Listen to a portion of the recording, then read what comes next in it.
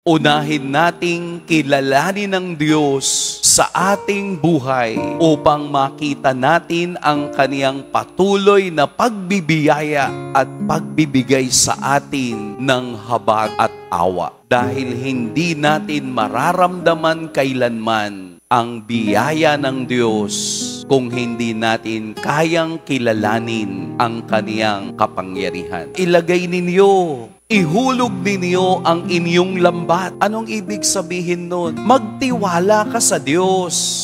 Ihulog mo, bitawan mo, hayaan mong ang Diyos ang magbigay. Huwag mong pigilin ang mga bagay na nagbibigay sa atin ng wall sa Diyos. Nagagalit ka, bitawan mo na yung galit. Ihulog mo na yan. Nagtatampo ka sa ibang tao, alisin mo na yan. Tanggalin mo na yan. Dahil hindi ito magkakaroon ng pagbibiyaya kung ayaw nating bitawan yung ating tiwala sa Diyos.